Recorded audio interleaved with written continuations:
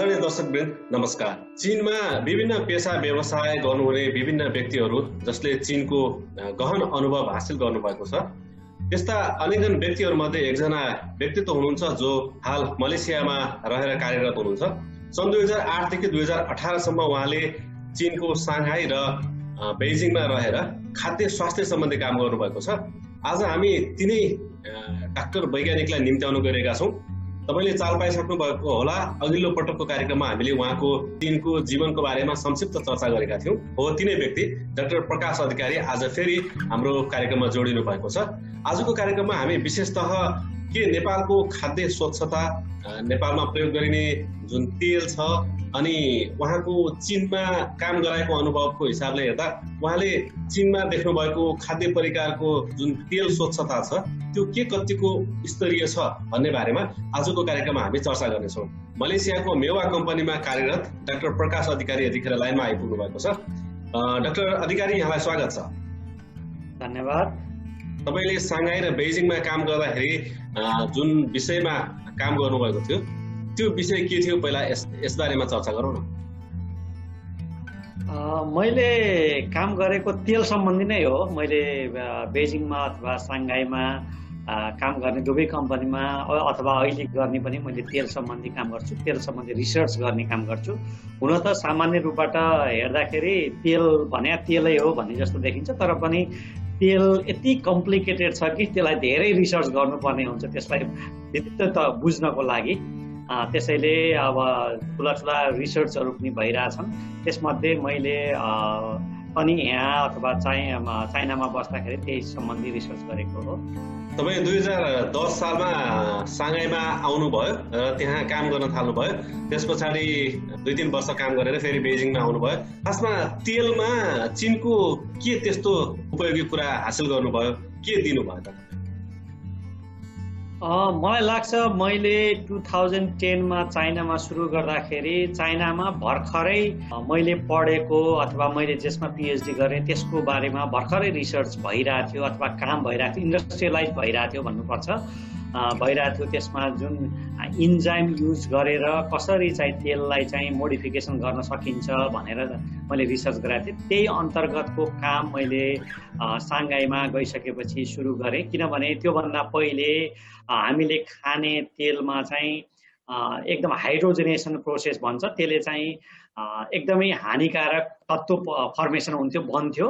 त्यो गर्दाखेरि र त्यसलाई कसरी रिप्लेस गर्न सकिन्छ भनेर मैले रिसर्च गरेको हो। र मैले रिसर्च गर्दाखेरि त्यो हाइड्रोजनेसन प्रोसेसलाई अब चाहिँ हटाउनको लागि इन्जाइमेटिक प्रोसेस युज गरेँ।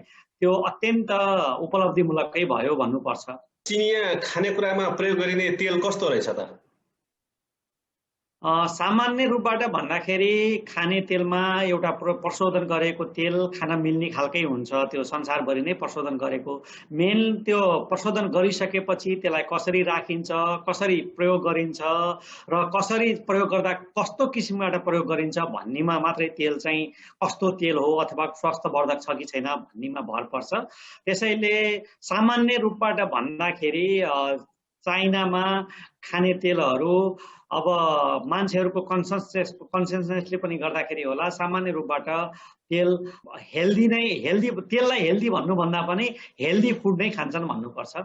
चिनियाहरूले खाने परिकारमा तेलको मात्रा एकदमै धेरै हुन्छ। कहिलेकाहीँ त्यो पानीमा डुबाएर त्यो तेल हट्छ कि भनेर पानीमा डुबाएर, तातो पानीमा डुबाएर पनि खाने गर्दछु। चिनियाहरूले तेल धेरै खाने होइन? त्यसरी सापेक्ष रूपमा चिनियाहरूले तेल धेरै खान्छन् भन्न चाहिँ मैले सक्दिनँ। किन भनेपछि उनीहरूले बोइल गरेर खाने परिकारहरू पनि धेरै छ, उमालेर मात्रै पनि धेरै परिकारका खानाहरू खान्छन्। अनि उनीहरूले के गर्छन् भने त्यही उमालेकोमा पनि तेल हालिदिन्छन्, माथिबाट तेल हालिदिन्छन्। त्यो हाल्यो भनेपछि हामीले हेर्दाखेरि तेल एकदमै तैरिएको देखिन्छ र त्यो तेल धेरै देखिएको पनि हुनसक्छ। हामीले खाँदाखेरि के गर्छौँ भने भुट्छौँ, फ्राई गर्छौँ। त्यसले गर्दाखेरि त्यो तरकारीले सबै सोचिसकेका हुन्छ, त्यो तरकारी भित्र पसेको हुन्छ भने उनीहरूको चाहिँ बाहिर तैरिएको हुन्छ। त्यस कारणले त्यो तिनीहरूको धेरै देखिएको पनि हो। तर यो भन्दैमा उनीहरूले तेल प्रयोग गर्दैनन् भन्ने होइन कि उनीहरूले कुनै कुनै परिकारहरू मैले पनि खाँदाखेरि अत्यन्त धेरै तेलहरू नचाहिँ त्यतिका नहालेको भए पनि हुने तेलहरू पनि चाहिँ प्रयोग गरेका हुन्छन्। त्यस कारणले उनीहरूको परिकार अनुसारको तेलको मात्रा धेरै अथवा थोरै प्रयोग गरेका हुन्छन्। तर चाहिँ मेनली पछिबाट उमालेर हालेका कारणले गर्दाखेरि त्यो तेल बाहिर तैरिएको कारणले गर्दाखेरि धेरै देखिएको हो कि भन्ने लाग्छ मलाई। तपाईँको अनुसन्धान अथवा यो रिसर्चको जुन काम थियो त्यस क्रममा तपाईँले के भेटाउनु भयो? के चिनिया तेल खानको लागि स्वस्थकर रहेछ अथवा कुनै मिसावट छैन अथवा जो हुनुपर्ने हो त्यो नभएको अथवा नहुनुपर्ने भएको त्यस्तो के देखिन्छ? चीनको रेगुलेसन एकदमै कडा छ, खाद्य सम्बन्धी रेगुलेसन। त्यस कारणले गर्दाखेरि मान्छेहरूलाई फ्रड गर्नको लागि, अडल्ट्रेसन भन्छ त्यसलाई, गर्नको लागि त्यति सजिलो चाहिँ छैन। तर पनि अब ठुलो जनसङ्ख्या भएको देश हो, त्यस कारणले गर्दाखेरि त्यो अलिअलि अडल्ट्रेसन कन्टामिनेसन नगरेको भन्ने त देखिँदैन। गरिरहेको उदाहरणहरू पनि छ, तिनलाई सजाय दिएको उदाहरणहरू पनि छ चाइनामा। त्यस कारणले मेनली चाइनामा अलिकति मैले त्यति बेलामा 10-12 तिर होला, 2010-12 तिर त्यति बेलामा अडल्ट्रेसन गरेको अथवा चाहिँ गटर ओइलहरू युज गरेको अथवा गटर ओइललाई ल्याएर प्रशोधन गरेर फेरि चाहिँ अर्को तेलमा मिसाएको कुनै कुनै घटनाहरू नभएको त होइन। तर पनि समक्षमा भन्दाखेरि अब तेल सामान्य रूपबाट खाने तेल भनेको सोयाबिन अथवा पाम, सस्तो तेलको रूपमा पाम अनि सोयाबिन तेलहरू हुन्। तिनीहरू चाहिँ अत्यधिक मात्रामा चाइनामा प्रयोग गर्छन् र अब हामीले घरमा कुकिङ ओइलको रूपबाट युज गर्ने, त्यसपछि बेकरीको लागि युज गर्ने, त्यसपछि कन्फेक्सनरीको लागि युज गर्ने, फ्राइङको लागि युज गर्ने, त्यो तेल धेरै प्रकार धेरै ठाउँमा युज गर्ने भावनाले कुन तेललाई अब कस्तो रूपमा कसरी कुन ठाउँमा प्रयोग गर्ने भन्यो भनेपछि अझ त्यसमा चाहिँ कस्तो खालको प्रयोग गर्दा राम्रो हुन्छ, त्यसलाई कसरी बनाउन सकिन्छ भन्ने हिसाबले सोच्न सकिन्छ। अब चीन पछाडि सिधै नेपालमा जाउँ न त। नेपालमा प्रयोग गरिने तेलको अवस्था के हो, कस्तो छ? अब नेपालमा प्रयोग गरिने तेल पनि मेनली हामीले चाहिँ तोरीको तेल युज गर्छौँ, त्यसपछि आएर सोयाबिनको भटमासको तेल भनेर युज गर्छौँ, त्यसपछि सनफ्लावरको सूर्यमुखी तेल भनेर युज गर्छौँ। तिनी तेलहरू सामान्य रूपबाट नेपालमा पाइने तेलहरू तिनै हुन्। भटमासको तेल र सूर्यमुखी तेलहरू प्रायः जसो बाहिरबाट नेपालले इम्पोर्ट गरेको हो भने तोरीको तेल चाहिँ प्रायः जसो नेपालमै बनेको हो जस्तो लाग्छ मलाई, भन्नाले रिफाइन गरेको अथवा चाहिँ निकालेको तोरीबाट निकालिएको तेल हो। त्यसमा नेपालको सरकारले जुन हिसाबबाट अलिकति कन्ट्रोल गर्नुपर्ने अथवा रुल्सहरू रेगुलेसनहरू बनाउनु पर्ने त्यो हो, त्यसमा चाहिँ नेपाल सरकार धेरै चुकेको जस्तो लाग्छ मलाई। र जुन अहिले सबै संसारबाट त्यो ट्रान्स फ्याट भन्ने चाहिँ एकदमै लिमिटेसन अथवा लगभग सबै देशहरूले हटाइसकेको पनि नेपालमा त्यसको बारेमा रुल्स रेगुलेसन केही पनि बनेको छैन। त्यो तेल युज गर्न मिल्छ मिल्दैन, कति मात्रामा मिल्छ भनेर त्यसको रुल बनेको छैन। त्यो रुल बनाउनको लागि अथवा त्यो नियम कानुन बनाउनको लागि एकदमै ढिला भइसक्यो। त्यसमा चाहिँ हाम्रो सरकारले सोच्नै पर्छ भन्ने लाग्छ मलाई। तपाईँले भन्नुभयो अब त्यो तेलमा भएको के चिज मिलाउनु, के निषेध गर्नुपर्ने, के त्यो त सर्वसाधारणले बुझ्दैनन् होइन।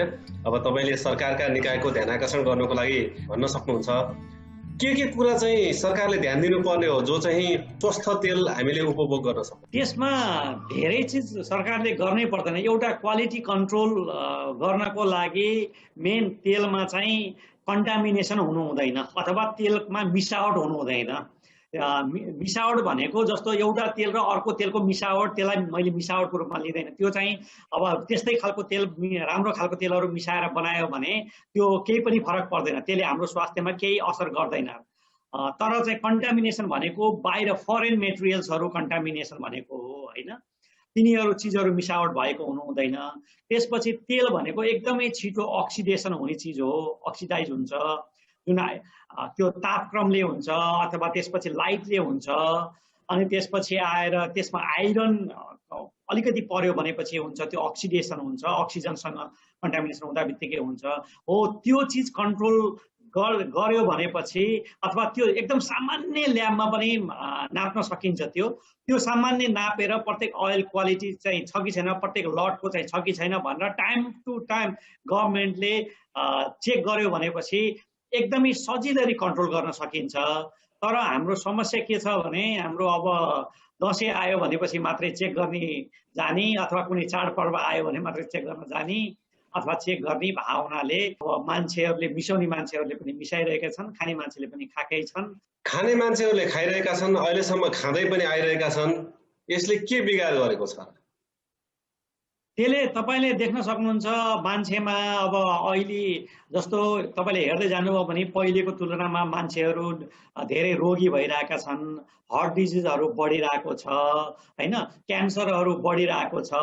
तर यही तेलकै कारणले हो भनेर ठ्याक्कै भन्न सकिने स्थिति छैन। तर पनि एउटा मिसावटको रूपमा तेलमा पनि फरेन मेटेरियल्सहरू त्यस्तै मिसावट भयो भने तिनीहरू पनि वान अफ द रिजन हुन सक्छ, एउटा कारक तत्त्व बन्न सक्छन् होइन। मैले फुड समष्टिमा भन्दाखेरि हरेक हाम्रो खानामा मिसावट हुनु हुँदैन। अनि त्यसमा तेल एउटा एकदम शरीरको लागि नहुने चिज पनि हो, इनर्जी तेलबाटै लिनुपर्ने हुन्छ। तर चाहिँ त्यसमा अझ मिसावट भयो भनेपछि त्यसले हाम्रो शरीरलाई झन् बेफाइदा गर्छ। त्यस कारणले मिसावट हामीले एकदमै कन्ट्रोल गर्नुपर्ने हुन्छ। र अर्को कुरा चाहिँ त्यही अक्सिडेसन भनेर जुन मैले भने एउटा फ्री फ्याटी एसिड बन्छ, त्यो फ्री फ्याटी भनेको हाइड्रोलाइसिस भन्छ। त्यसमा पानी यदि त्यसमा भयो भनेपछि त्यहाँ इन्जाइम हुन्छ। पानी हुँदा बित्तिकै सामान्यमा सानो मात्रामा पानी 0.02% पानी मात्रै भयो भने पनि त्यसले हाइड्रोलाइसिस प्रक्रिया हुन्छ र त्यसले चाहिँ फ्री फ्याटी एसिड बनाउँछ अथवा त्यसले एसिड भ्यालु इन्क्रिज गर्छ। त्यो गर्दाखेरि पनि त्यसले पनि हाम्रो शरीरलाई चाहिँ नेगेटिभ इम्प्याक्ट पारिरहेको हुन्छ। अनि त्यसपछि अक्सिडेसन भयो भनेपछि अब प्राइमेरी अक्सिडेसन, सेकेन्डरी अक्सिडेसन भनेर भन्छ, तिनीहरू भयो भनेपछि तेल बिग्रिरहेको हुन्छ, दिन प्रतिदिन तेल बिग्रिरहेको हुन्छ। अनि त्यो तेलहरू खायो भनेपछि त्यसले हाम्रो स्वास्थ्यमा चाहिँ नराम्रो असर गरिरहेको हुन्छ। नेपालमा कुन कुन खालको तेलहरू प्रयोग गरिन्छ र तीमध्ये अलिकति हानिकारक हुन सक्ने, पूर्णतया स्वास्थ्यका लागि उपयुक्त नहुने त्यस्तो तेलहरू प्रयोगमा छ?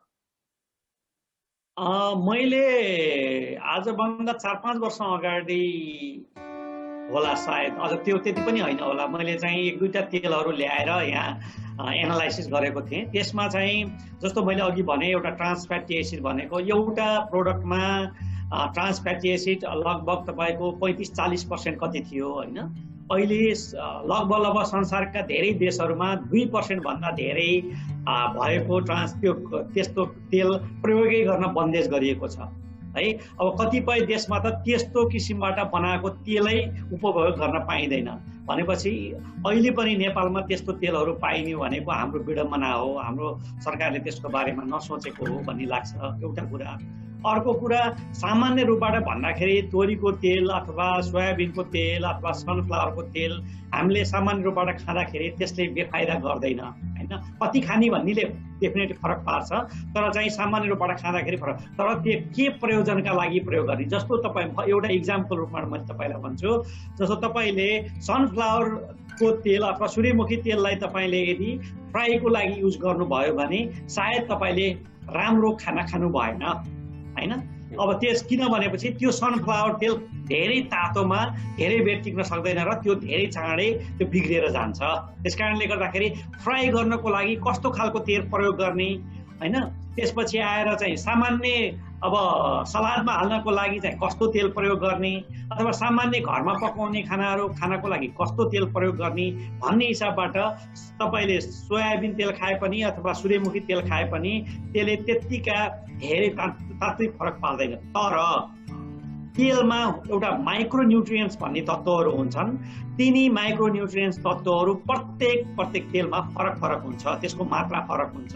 त्यो भनेको फेरि हामीलाई शरीरलाई नहुने चिज हो, एकदमै त्यो खाँदाखेरि शरीरलाई फाइदा गर्छ भनेपछि हामीले खाने तेलमा त्यो माइक्रोन्युट्रियन्ट्स कति खायौँ र जसलाई भिटामिन्सहरू हुन्छ, मिनरल्सहरू होला, त्यसपछि आएर फाइटोस्टेरोल्सहरू हुन्छ, त्यो चिजहरू हाम्रो शरीरको लागि चाहिन्छ र त्यो खानाबाटै लिनुपर्ने हुन्छ। किन तेलमा पनि पाइन्छ, तर कतिपय तेलमा कम पाउँछ भने कतिपय तेलमा बढी पाउँछ होइन। यो तपाईँले भन्नुभएको कुरा एकदमै भनौँ न केही शब्दहरू प्राविधिक जस्तो लाग्यो, जसका कारणले म आफूले पनि बुझ्न सकिरहेको छैन। अब कुन तेलमा हालेर के फ्राई गर्ने भन्ने कुरा त एउटा सामान्य गृहिणीको नजरबाट हेर्दाखेरि त्यो सम्भव छ। बजारमा जुन तेल पाइन्छ त्यही तेल खाने त हो नि हामीले, होइन र? त्यसलाई यसरी भन्दा ठिक होला, जस्तो हामीले अब घरमा फ्राई गर्ने चिज भन्नु र रेस्टुरेन्ट इन्डस्ट्रियलमा फ्राई गर्ने तेलहरू भनेको अब जस्तो सनफ्लावर लगाएर चाहिँ फ्राई गरेको त्यस्तो राम्रो हुँदैन। घरमा त सामान्य अब कहिलेकाहीँ पकाउनका लागि अब कति कति डिग्री सेन्टिग्रेड हुन्छ हामीले नाप्ने कुरो पनि हुँदैन। सामान्य लगाएर एकपटक फ्राई गर्यो, त्यसपछि त्यो तेल फालिदिने, अनि त्यसपछि अर्को पटक फ्राई गर्दा अर्को तेल प्रयोग गर्यो भनेपछि त्यसले सामान्य रूपमा फरक पार्दैन। तर इन्डस्ट्रियल फ्राईको रूपबाट जस्तो हामीले चाहिँ देख्छौँ बाहिर म्याकडोनल्ड्समा देख्यो, केएफसीमा गयो भनेपछि त्यस्तो तेलहरूमा चाहिँ युज गर्दाखेरि उनीहरूले पक्कै पनि अब चाहिँ त्यस्तो सनफ्लावर तेल जस्तो ल्याएर चाहिँ फ्राई गर्नु हुँदैन, गर्दैनन् पनि उनीहरूले। प्रायः जसो अलिकति स्याचुरेटेड फ्याट हुन्छ, हो स्याचुरेटेड फ्याटको फेरि त्यसको आफ्नै ब्याड इम्प्याक्टहरू छ। त्यस्तो भयो भनेपछि अक्सिडेसन फेरि कम हुन्छ। त्यस कारणले गर्दाखेरि टोटल अयल म्यानेजमेन्ट भन्छ त्यसको लागि। टोटल अयल म्यानेजमेन्ट चाहिँ एकदमै इम्पोर्टेन्ट हुन्छ त्यसको लागि चाहिँ, र त्यो गर्नुपर्ने पनि हुन्छ इन्डस्ट्रियल। तर घरमा गृहिणीको लागि हेर्दाखेरि सनफ्लावर अथवा चाहिँ सोयाबिन अथवा तोरीकै तेल पनि सामान्य फ्राई गरेर एकपटक फ्राई गर्दाखेरि अथवा 2 पटक फ्राई गर्दाखेरि त्यसले धेरै तात्विक फरक पार्दैन। तपाईँलाई थाहा छ नेपालमा कति यस्ता तेल विज्ञहरू छन् होला जसले चाहिँ तेलको गुणस्तर यो ठिक छ यो ठिक छैन भनेर निर्धारण गर्न सक्छन्? त्यो सम्बन्धी त त्यति मलाई थाहा छैन। मैले अब तेलै सम्बन्धी रिसर्च गरेको अथवा विज्ञ भनेको मान्छेहरू खै हुनुहुन्छ होला, अब मैले भेटेको छैन अथवा मेरो कन्ट्याक्टमा हुनुहुन्न। कुन तेल शुद्ध कुन तेल अशुद्ध भन्ने कुरा यो टेलिभिजनमा आउने विज्ञापन हेरेर थाहा पाउने कि भान्से आफैले थाहा पाउन सक्ने त्यस्तो केही विधि छ? मलाई लाग्छ टेलिभिजन भने त अब त्यो मार्केटिङ गर्नका लागि बनाइएका चिज मात्रै हुन्। त्यसले सबैले आफ्नो तेललाई राम्रो भन्नु त स्वाभाविक भइहाल्यो। तर पनि मेन खाने मान्छे अथवा पकाउने गृहिणीहरूले जहिलेसम्म तेलको बारेमा सामान्य जानकारी राख्दैनन् अथवा बुझ्दैनन्, मैले चाहिँ गृहिणी भन्नाले यहाँ पुरुष अथवा महिला जो पनि हुनसक्छ ले बुझ्दैनन्, तबसम्म त्यो टेलिभिजनको भरमा यदि चाहिँ हामीले तेल खान थाल्यौँ भने हामी स्वस्थकर बन्दैनौँ, पहिलो कुरा। दोस्रो कुरा, हाम्रो भान्सा गृहिणीले मैले कुन प्रकारको तेल खाइरहेको छु भनेर जान्नुपर्ने एउटा आवश्यकता हुन्छ भने त्यत्तिकै रूपबाट सरकारले गर्नुपर्ने काम र कर्तव्य पनि के हो भने टाइममा यो तेलको यसले उत्पादन गरेको अथवा यसले इम्पोर्ट गरेको तेल चाहिँ कति गुणस्तरीय छ भनेर चाहिँ नाप्नुपर्ने हुन्छ, टाइममा चेक गर्नुपर्ने हुन्छ र त्यसको जवाफ चाहिँ जनतालाई दिनुपर्ने हुन्छ जस्तो लाग्छ मलाई। कुनै एकजना भान्सेले अथवा पकाउने मान्छेले यो तेल हेर्दाखेरि ठिक छैन अथवा अस्वस्थ छ, मिसावटयुक्त छ भन्ने थाहा पाउनको लागि अथवा तेलबाट मान्छेको स्वास्थ्यलाई असर गर्न सक्छ भन्ने सावधानी अपनाउनको लागि 1 2 3 केही सुझावहरू दिन सक्नुहुन्छ जो चाहिँ हामीले सजिलै रूपमा थाहा पाउन सकौँ यो तेल चाहिँ ठिक छैन यो ठिक छ भनेर? तेल खोलिसकेपछि धेरैर थाहा हुँदैन। प्रायः जसो तेल खोलिसकेपछि त्यसलाई चाहिँ यसो स्मेल गर्नुभयो भने एउटा रान्सिड स्मेल भनेर भन्छ, अलिकति गनाएको जस्तो भयो भनेपछि त्यो तेल चाहिँ प्रयोग गर्न लायक हुँदैन भन्ने चाहिँ सामान्य रूपबाट बुझ्दाखेरि त्यसरी बुझ्नुपर्ने हुन्छ। नत्र भनेपछि तेललाई सामान्य हेर्दाखेरि जमेको अथवा चाहिँ तरल छ भन्ने आधारमा चाहिँ राम्रो अथवा नराम्रो भन्न छुटाउन सकिँदैन। जस्तो अब हामी आफैले उत्पादन गरेको तेलमा विश्वास गर्न सकिएला यो तेल ठिक छ भनेर, नत्र बाहिरबाट आउने तेलहरू जो चाहिँ विदेशबाट आयात हुन्छ त्यो तेलहरू त त्यहाँका विज्ञहरूले नभनेसम्म त हामीले थाहा पाउँदैनौँ। हाम्रो सरकारले या त परीक्षण गर्छ होला। हो, त्यो नेपालको अहिले समस्या भनेकै त्यही हो जस्तो लाग्छ मलाई। किन भनेपछि प्रायः जसो तेल मैले हेरेको 20-25 खर्बको तेल आयात हुन्छ नेपालमा प्रत्येक वर्षमा, होइन? त्यो तेल आयात हुँदाखेरि प्रायः जसो तपाईँको जस्तो चाहे चीनबाट होस् चाहे मलेसियाबाट होस् चाहे अरू कुनै देशबाट होस् आयात भएको तेल चाहिँ नेपालमा आइपुग्नलाई लगभग तपाईँको 2 महिना लाग्छ, होइन? त्यो 2 महिना तेल लाग्दाखेरि त्यो अब टेम्परेचर चाहिँ फ्लक्चुएसन हुन्छ, तलमाथि भइरहेको छ त्यो चाहिँ सिपमा जाँदाखेरि, अनि त्यो 2 महिनासम्म टेम्परेचर तलमाथि हुँदाखेरि त्यसको क्वालिटी ठिक नहुन पनि सक्छ र त्यस कारणले पहिले नै ल्याउँदाखेरि कस्तो तेल आयो भनेर सरकारले आइरहेको तेलको चाहिँ गुणस्तर नाप्नुपर्ने हुन्छ र बजारमा गइसकेपछि हुनसक्छ त्यहाँ नेपालमा मलाई लाग्दैन कसैले ल्याएर फेरि त्यसलाई रिफाइन गरेर फेरि चाहिँ बजारमा पठाउँछ जस्तो त मलाई लाग्दैन। उनीहरूले ल्याउँछन् र रिप्याकिङ गर्ने चाहिँ सिस्टम छ भन्ने चाहिँ मैले पनि जानकारीमा पाएको छु होइन। उनीहरूले ल्याएर जस्तो किन त्यो ट्याक्स घटाउनका लागि, कस्टम घटाउनका लागि ल्याएर रिप्याकिङमा गर्ने र मार्केटमा पठाउने गर्छन्। त्यो गरेर चाहिँ तेल शुद्ध चाहिँ हुँदैन, त्यस क्वालिटी कन्ट्रोल हुँदैन। त्यस कारणले ल्याएर रिफाइन गरेर फेरि रिफाइन गरेर अनि त्यसपछि बजारमा पठायो भने त्यसपछि क्वालिटी मेन्टेन गर्न चाहिँ सकिन्छ। र नेपालमा त्यस्तो ठुलो रिफाइनरी छ र तिनीहरूले बाहिरबाट आएको तेललाई पनि क्वालिटी मिट भएन भनेपछि फेरि रिफाइन गरेर बजारमा पठाउँछन् जस्तो चाहिँ मलाई लाग्दैन नेपालमा। त्यसो भए हामी आफैले आफ्नै देशमा आत्मनिर्भर हुने गरी तेल उत्पादन गर्न सक्दैनौँ? अब नसकिने भन्ने त छँदै छैन। जस्तो मैले एउटा इक्जामको उदाहरणको रूपमा भन्छु, नेपालमा उत्पादन हुने अब भटमास नेपालको प्रत्येक अब चाहिँ ठाउँमा छर्यो भने फल्छ भटमास होइन।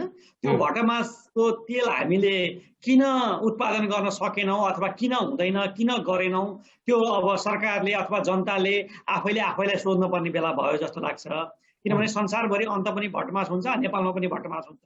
त्यसलाई किन खेतीको रूपमा अथवा कमर्सियल रूपबाट हामीले चाहिँ सोचेनौँ? अर्को कुरा हो, एउटा संसारभरि समस्या के थियो भन्दाखेरि पामको तेल हाम्रो संसारभरि चाहिँ गइरहेछ यो होइन। त्यो संसारभरि मैले गर्ने कम्पनीले पनि 10,000 मेट्रिक टन प्रत्येक दिन चाहिँ प्रशोधन गर्छ, मेरो अहिले काम गर्ने कम्पनीले पनि होइन। त्यो गर्दाखेरि पनि अब त्यस्तो तेल प्रायः जसो देशमा पाइँदैन। त्यो तेलहरू एकदमै कमै मात्रामा पाइने तेल हो। तर हामी एकदमै भाग्यमानी के हौँ भने हाम्रो नेपालमा चिउरी छ। चिउरी र पामलाई तपाईँले तुलना गर्नुभयो भने उनीहरू केमिकल हिसाबमा भन्यो भने चाहिँ उनीहरू लगभग तपाईँको उस्तै खालको हुन्, त्यसमा खासै धेरै फरक छैन होइन। तर अब हामीले पामलाई प्रत्येक वर्ष लगभग तपाईँको 4-5 खरबको अब आयात गर्छौँ जस्तो लाग्छ मलाई पाम। तर त्यही चिउरी हाम्रो चाहिँ लगभग मैले चाहिँ पढेको रिपोर्ट अनुसार 40-50 हजार मेट्रिक टन चाहिँ चिउरीको गेडाहरू चाहिँ फलिराखेको हुन्छ प्रत्येक वर्ष। त्यत्तिकै त्यो खेर गइराखेको हुन्छ। अब 200-400 मेट्रिक टन त सायद कसैले गर्छ होला काम, नत्र भने त्यो त्यत्तिकै खेर गएको छ, कसैले पनि युज गरेको छैन। त्यति मात्रै अहिलेसम्म जति हुन्छ त्यसलाई मात्रै युज गर्यो भने पनि मलाई लाग्छ 4-5 खरबको चाहिँ सायद अब चाहिँ आयात चाहिँ कम गर्न सकिन्छ जस्तो लाग्छ मलाई। त्यस्तो तेल आयात मात्रै होइन, भोलि त्यसलाई अझ निर्यात गर्ने सम्भावना पनि हुन्छ। नेपालमा के ठाउँ ठाउँमा चिउरी फल्छ, जहाँ पनि फल्छ?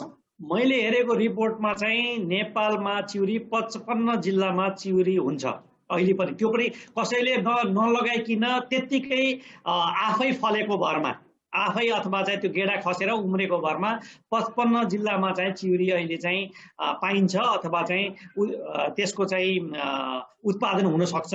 र अब त्यसलाई यदि कमर्सियल हिसाबमा सबैले यदि चाहिँ म चिउरी चाहिँ उत्पादन गर्छु भनेर चाहिँ गर्ने हो भने नेपालमा मलाई लाग्छ धेरै जिल्लाहरूमा चाहिँ चिउरी चाहिँ लगाउन सकिन्छ। त्यसलाई अब चाहिँ ग्राफ्टिङ टेक्नोलोजी युज गरेर चाहिँ त्यसलाई अहिले सबभन्दा ढिलो फल्ने अन्तर्गत पर्छ भने त्यसलाई चाहिँ 2-3 वर्षमा फलाउने गर्न सकिन्छ।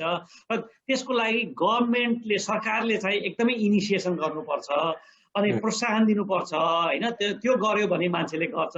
जस्तो तपाईँले हेर्नुभयो भने मलेसियामा अब लगभग 40-50 वर्ष भयो सरकारले यति लगानी गरेको छ यो पामको तेलमा कि उनीहरूले अब सबै फेसिलिटीहरू दिएको छ जनतालाई। अहिले अब लगभग दोस्रो, अब विश्वको दोस्रो चाहिँ उत्पादन मलेसियाले गर्छ भने पहिलो उत्पादन चाहिँ इन्डोनेसियाले गर्छ। जिडिपीको लगभग तपाईँको 3-5% चाहिँ पाम ओइलबाट मात्रै आउँछ मलेसिया इन्डोनेसियामा। भनेपछि नेपालमा गरेपछि नसकिने भन्ने त छैन। तर अब चाहिँ त्यसको लागि सरकारले कसरी लिन्छ, जनतालाई कसरी चाहिँ मोटिभेसन गराउँछ भन्नेमा भर पर्छ। नेपालका उद्योगी व्यवसायहरूले यसमा हात हाल्न सक्थ्यो होला नि त? त्यही मलाई पनि अचम्म लागिरहेको कुरो त्यही छ। किन कसैले पनि यसतर्फ सोच्नु भएन अथवा त्यसमा ध्यान दिनु भएन? हुन त तेल भने जस्तो सजिलो चाहिँ छैन, धेरै कम्प्लिकेटेड छ त्यो। किनभने तपाईँले त्यसको बारेमा बुझ्नु भएन भने त्यो निकाल्दै जमिदिन्छ। अब त्यो जम्यो भने के गर्ने भन्ने थाहा हुँदैन होइन। त्यसलाई चाहिँ कसरी गर्ने, अब जम्यो भने त्यसलाई प्रशोधन कसरी गर्ने भन्ने हुन्छ।